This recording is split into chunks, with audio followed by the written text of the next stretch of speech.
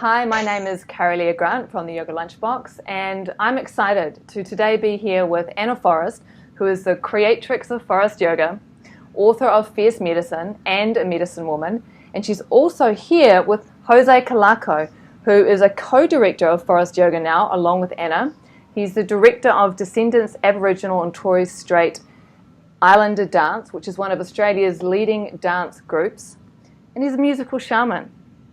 So you may be wondering, because if you've been watching the Yoga Lunchbox for a while, you would have seen me interview Anna. It was about 3 years ago, I think, Anna, that you came to New Zealand for Wanderlust. There was just you then, right?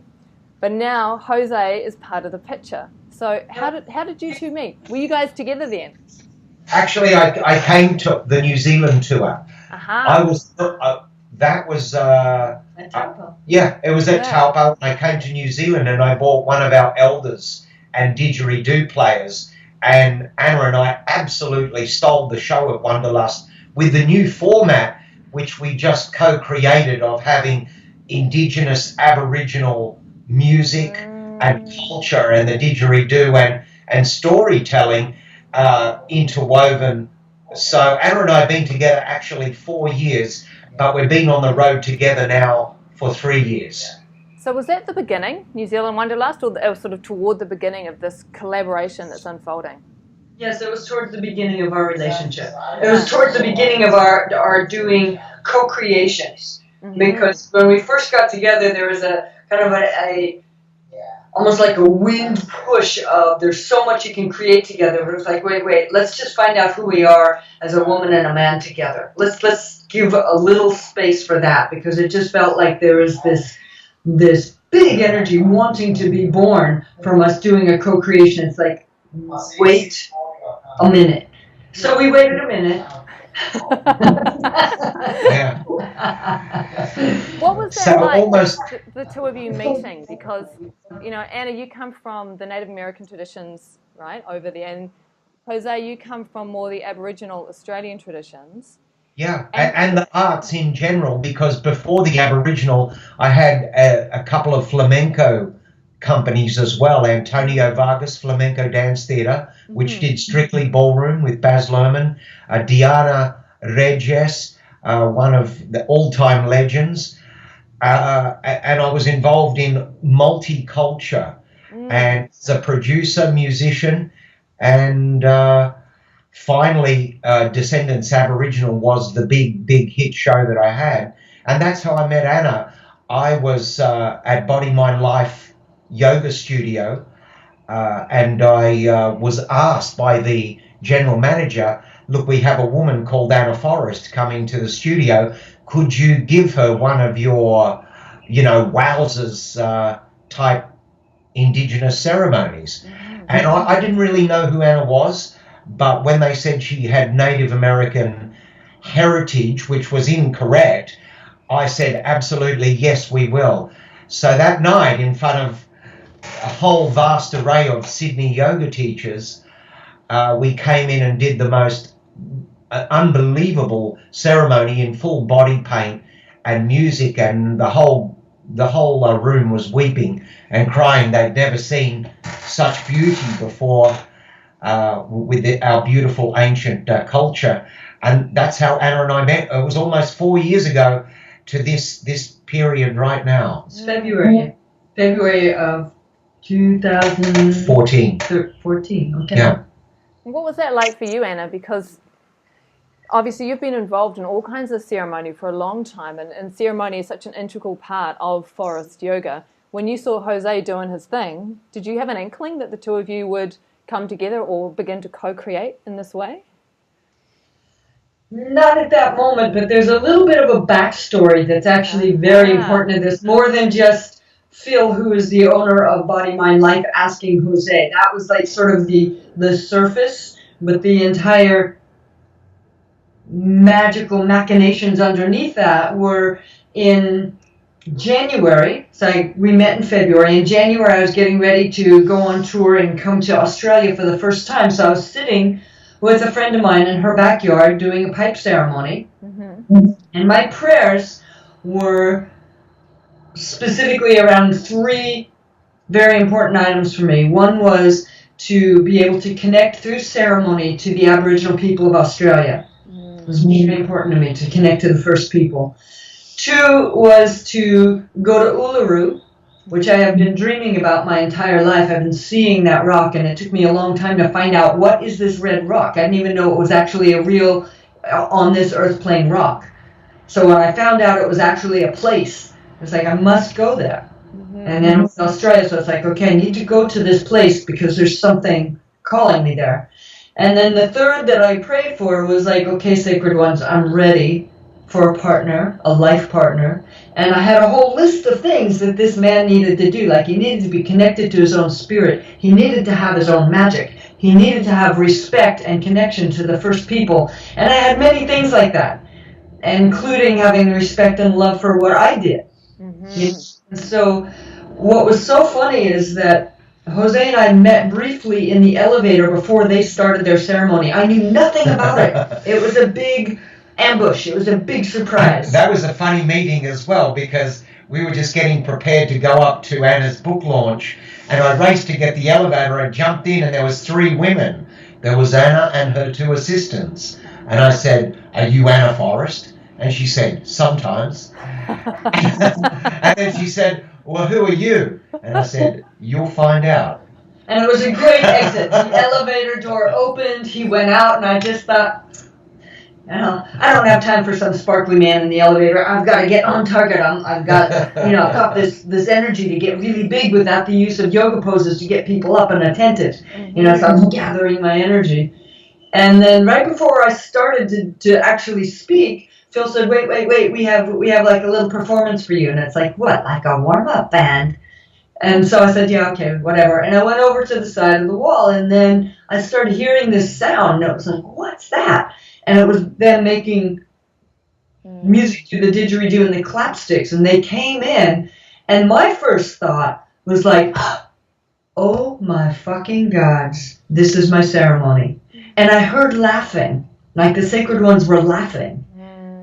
I just heard them laughing, like they're really pleased about what was happening, but I didn't realize how much of my ceremony had just walked in the room, because here's these like painted up Aboriginal people and the guy in the elevator following them singing. It was just very bizarre. Still didn't quite understand what's the guy in the street clothes doing with these people in paint and traditional clothing. I didn't understand what he was doing with them through the whole evening. And they did this beautiful ceremony of playing a ditch on my heart and a spiritual baptism, and just beautiful stuff. Bottom line was, I fulfilled all 3 wishes. The life partner, the Aboriginal ceremony, and one of our first holidays together, I took her to Uluru, the sacred center of the world. So it was a very bizarre meeting, and I'd been an artistic director for a long time and musician. And every time I went to yoga, I sort of thought, it's like a church. The yoga teacher is sort of like the priest. The people in the room are all sitting there, and we don't just want physical exercise. We didn't come here just for physical exercise. We came here for some deeper connection. And I always thought, the Aboriginal people already have a beautiful connection to nature, and as much as the yoga scene is very helpful, there's a lot of pretentiousness in it, a lot of shallowness in it, white middle class society.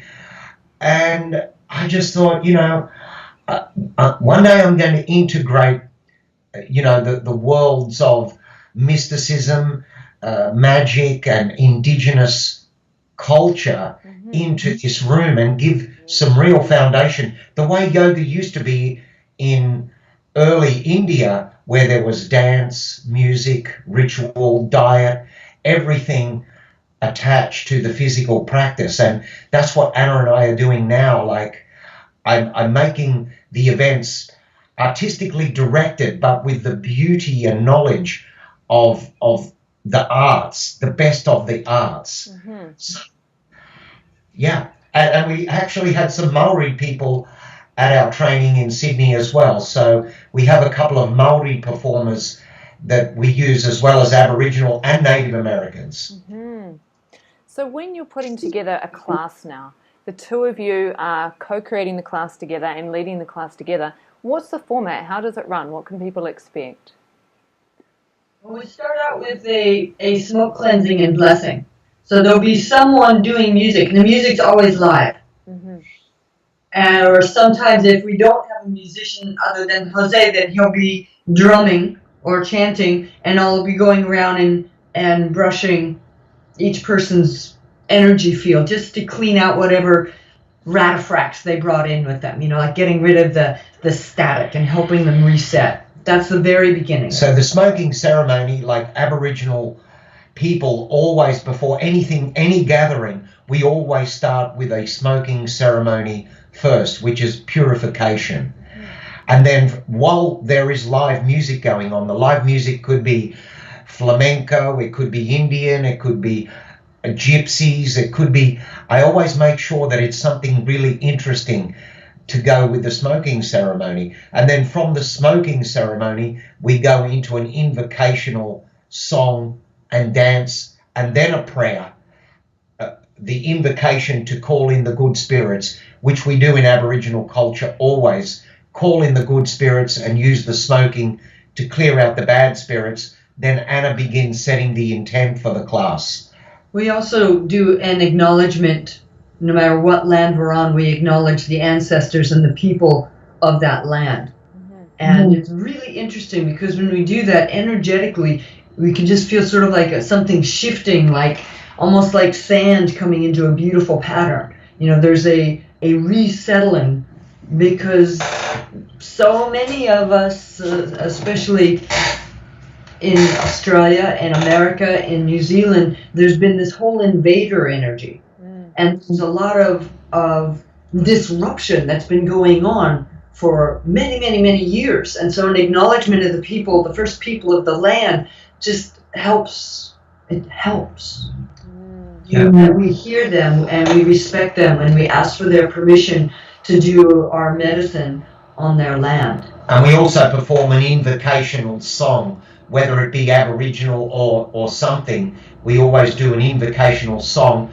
And then we co-teach the yoga class together using different philosophies. Anna has her Forrest yoga philosophy well entrenched, and then I have like a First Peoples view as we go along in the postures. And then in Savasana, we usually sing, always in Savasana, but not just sit, sing and listen. We do it like the Aboriginal people, singing to the bones, singing to the spirit of the person in the posture. And we have like guest musicians from all over the world. We have, for Sydney coming up, we have a Bulgarian throat ceremonial singer. Then we have the Sanskrit singers. We have Sanskrit singers. We have Dr. Didge, who is a famous doctor in Australia, but a didgeridoo player. And then we have my band, and it's just incredible. We put a musical score to Forrest Yoga now, and it's music just has lifted Forrest Yoga to heights it's never had before. It was always the best yoga system in the world, no doubt about it. But now it is really, really special because it has artistic direction of myself that's been in the arts for over 30 years. What's been interesting about bringing in Jose's level of music is like I taught in Forrest Yoga, I taught some chants, some Native American chants that I had learned, and would do a very simple drum beat, but I don't have that good musical talent. I'm just learning it now. And so it had to be super, super simple for me to be able to do it, and for me to also be able to teach other people that had no feel for it. And what I was discovering is I'm very fascinated with the brain. I've had a lot of brain injuries, like serious injuries, and so bringing my brain back online and learning how to light it up has been a many, many decade journey for me. And I started finding out how to light up my brain using the breath directing my intent, doing poses a certain way, learning to work with a relaxed neck or working with the eyes in certain ways, different ceremonies I created that specifically work on the brain. And then I was just tapping into something that I thought was my own personal discovery, which was how to use sound and music to light up the brain. And then when Jose and I met and we started talking about things, we fell almost immediately into the things that we're most passionate about. And I started talking about lighting up the brain. And he said, my people have been singing into the bones for 40,000 years. And it's like, oh, we have some things to do together. Yeah. We have some exciting things to do, because I'm just starting to learn this and to be with people that already know how to do this. And I also have that healer direction and a strong healer inside of me. It's like, we are going to be able to provide something of such good medicine to the people. Yeah. And that's what we're doing. That is part of what we're doing.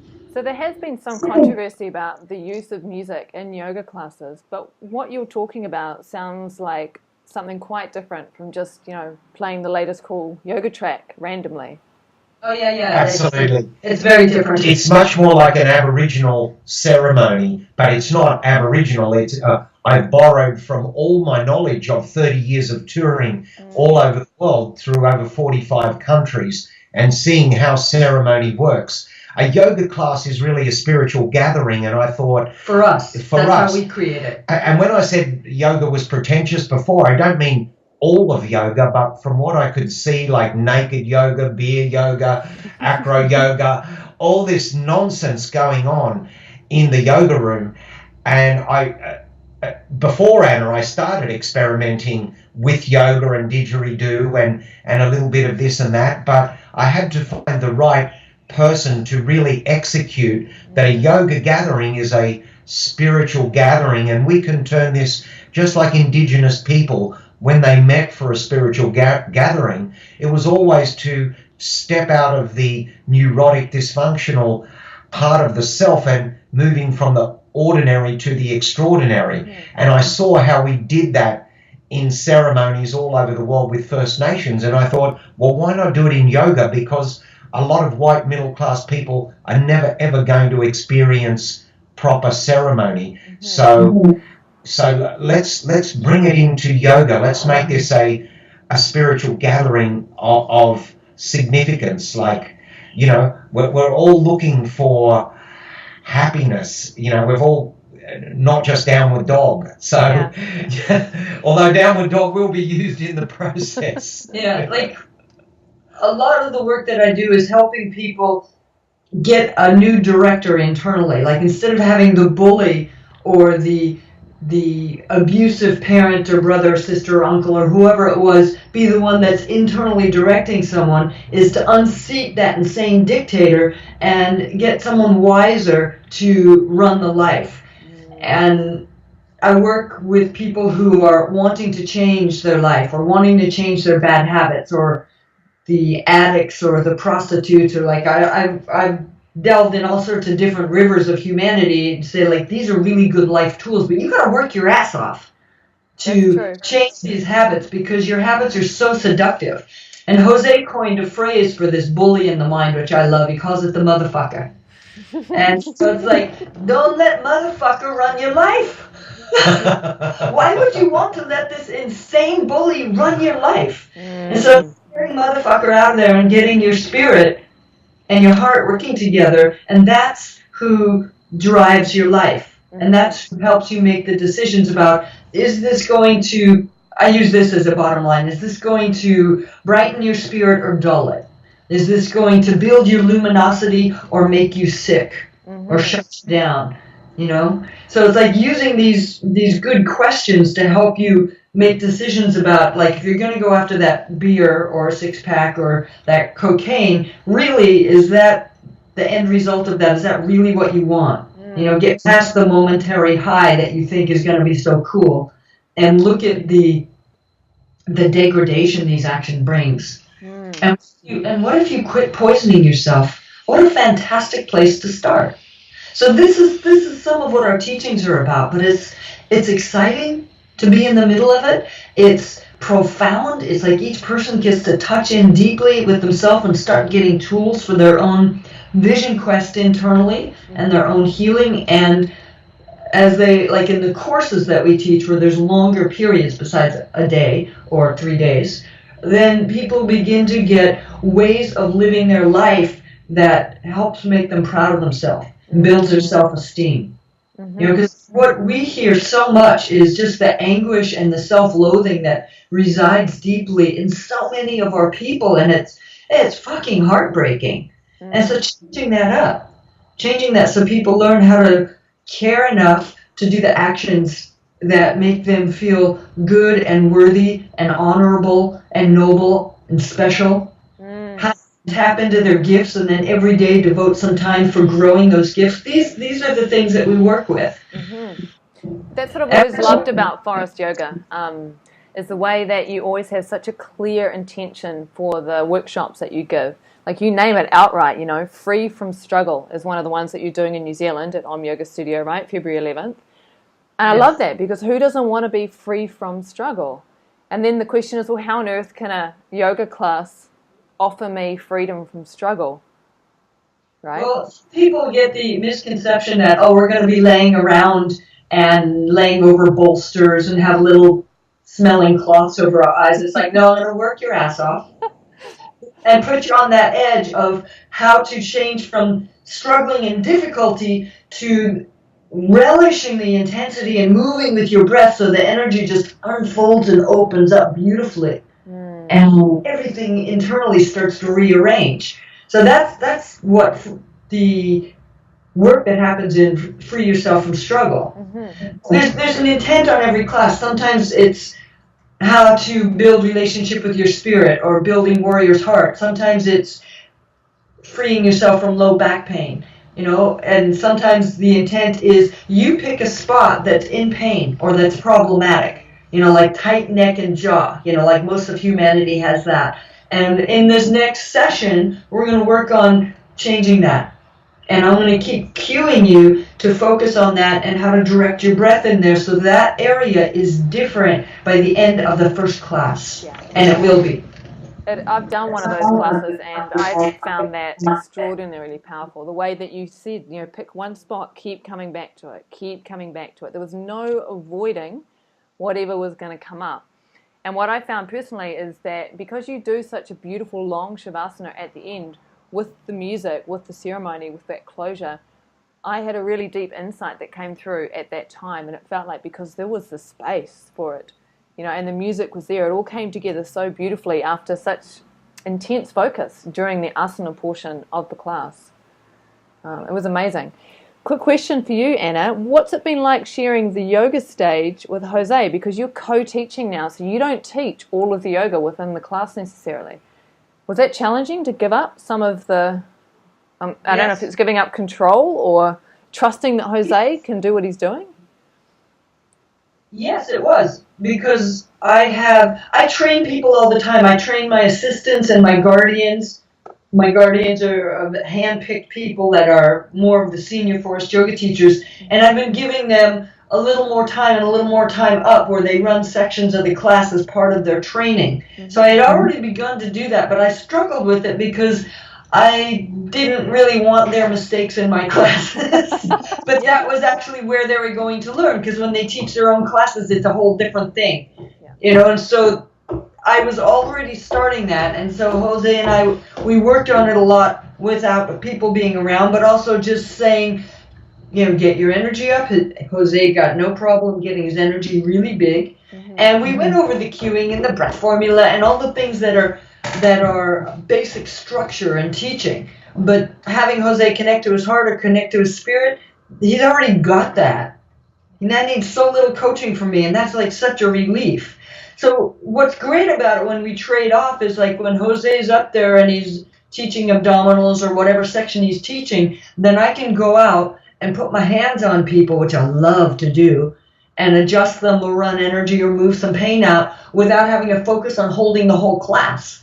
So for the 10-minute segments that we trade off on, because I do, you know, about 5 to 10 minutes or 15 minutes, and then he does, then we can switch positioning that way. And when our energy comes together, it's synergistic.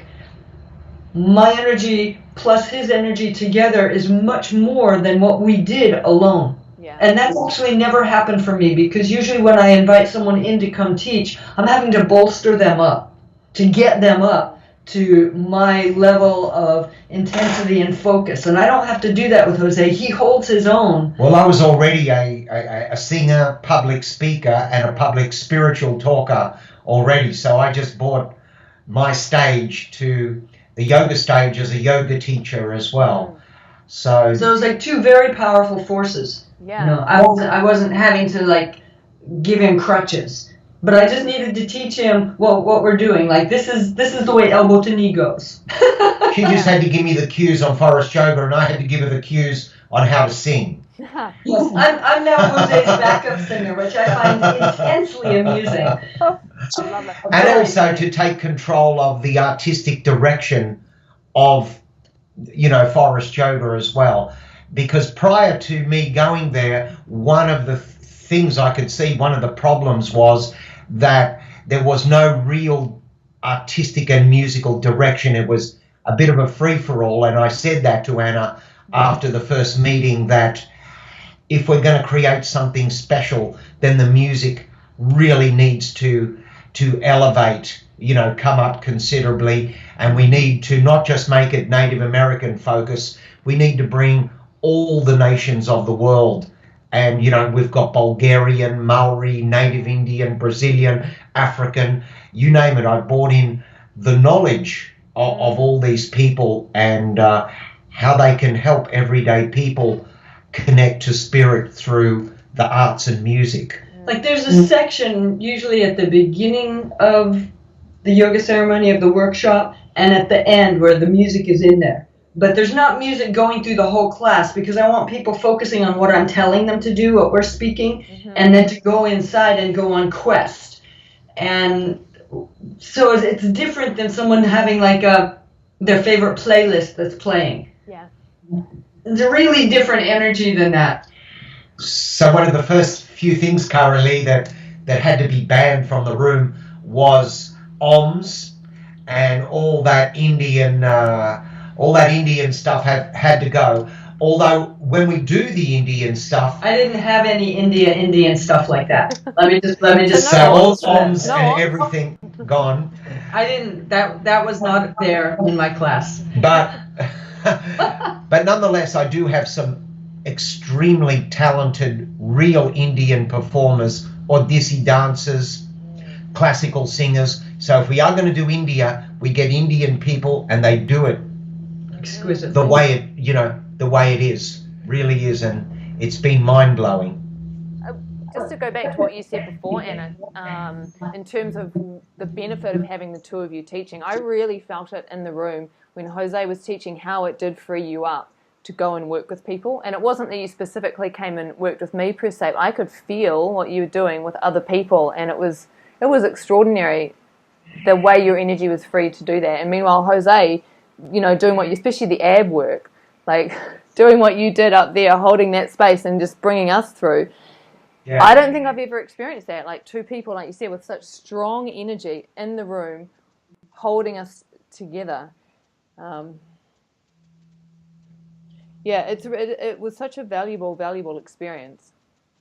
It's also really good to have, you know, because our energies are quite different, and switching it up so the person that's experiencing it can't tune it out. So that it's like the change of energy, the change of voice, the change of pace, it brings them back to sharpen their attention. Because I used to do every single part of my classes and courses, and I would have to do battle a little bit with people's numbness and their desire to tune out.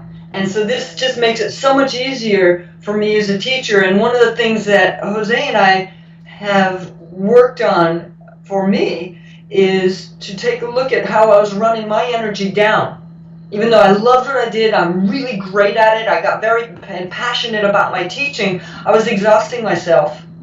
And we want to be able to do this for years. And the way that I was working was I was putting my health in jeopardy. And so for anyone else that just thinks, well, all I got to do is teach, you know, that's my favorite thing in the world. It's like you still need to regulate your energy in a way that doesn't burn you out.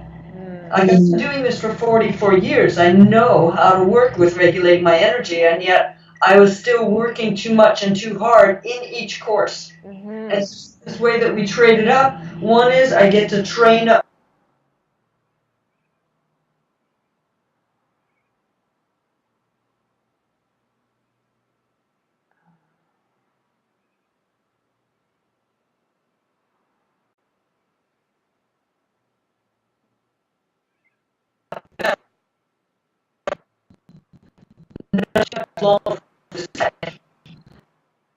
I'm Yeah. Mm-hmm. When I first met Anna, she was on the verge of burnout. And so I came in right at the right moment, and we changed the diet, we changed the sleeping patterns, we changed the way the business is run. Actually, we were changing absolutely everything about Forrest Yoga except keeping the beautiful yoga itself. But the way things were going, it was heading for a collision course with disaster. And me being a manager of many previous, the Elizabethan Trust, Descendants, and several other businesses, the business was not being run efficiently either. or ethically. So In other words, I was getting ripped off by the people that were working for me at the time. So literally I had to put the cleaners through the administration, and then what was going on also, just to make sure that the world doesn't get robbed of Anna Forrest, and that there's longevity in her career, that we both can share the workload, tour together, and any troubles, it's shared trouble. But also how it was working is like when we first met and we first really began loving, me going on tour and then Jose going on tour was like a heart rip. And it's like, you know, we got to change this up. And it just, we've been weaving it together with a great deal of love and care. And what we present, like I said, is just so much more than what we could have done on our own. I feel like what I presented before we hooked up was the absolute best I could do. I'm very proud of what I've done. I'm very proud of creating Forrest Yoga and writing Fierce Medicine and bringing ceremony into the yoga world. And, you know, I did the best I could, but now I got so much more. Yeah, that's beautiful. With Jose, with bringing his gifts into what we're doing, it's like, it's so exciting to both of us that we just pour that passion and love into what we're doing, and it affects everybody. You got to be in the middle of it. You know what we're talking about. Yeah, it was extraordinary, because I did do a class of yours at Wanderlust, which was amazing. But I could feel the difference this time around. Just having the both of you in the room and feeling how it did free your energy up more so you could really work with people in that intimate way, which is where people often get so much more from a teacher. So one final question, because I'd love to wrap this up. You're coming to New Zealand in February to come to Om Yoga Studio. So what are you most excited about coming to New Zealand? Like, beyond the yoga, what's making you excited? Well, New Zealand, I've been to the four corners of this planet, and I'm not just saying it because I'm on New Zealand air or New Zealand media rather, but the South Island of New Zealand is one of my favourite places in the whole world, and I'm hoping that I get a chance to at least show Anna a little bit of the South Island. One of the most amazing places. The Maori culture, to me, after our own culture here in Australia, is my favourite. And I never forget some of the hukas that we toured New Zealand many times as descendants of Aboriginal, and I'll never ever forget the Maori welcome and the warmth of the people of New Zealand. I absolutely love it and can't wait to be there. And I am bringing a didgeridoo player with me as well, and part of my band is coming on this tour. Awesome. And Anna, what are you looking forward to? I'm really hoping that we get to do some of the ceremony with the first people there. And love to go out onto the land anywhere in New Zealand. I've only gotten a touch on New Zealand in Taupo that one time. You know, so that's I've just put a footprint on New Zealand. And years ago, I almost moved to New Zealand. I was invited to be part of a holistic university that was being built, and it fell through for whatever reasons, their funding and stuff. But it was just like I really have been focused on I want to go and be in New Zealand and teach there and learn from the culture that's been there for so long. Yeah. So, and to get to go there in this beautiful place and bring what we're doing. Yeah. When he has friends there and he has connections there, it's just that's like makes me so happy. We're hoping to get Anna to a marae. Rawiri, who was he's a elder there in Auckland. He was in Whale Rider, the lead actor of Whale Rider. His Maori group and my group got together, and him and I were co-writing a musical of Maori and Aboriginal culture coming together through a marriage.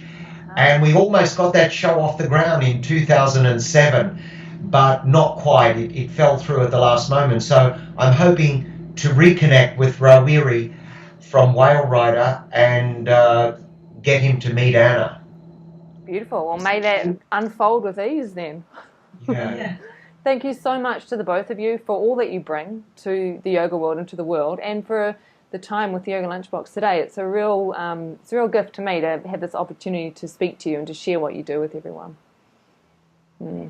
Thank you so much.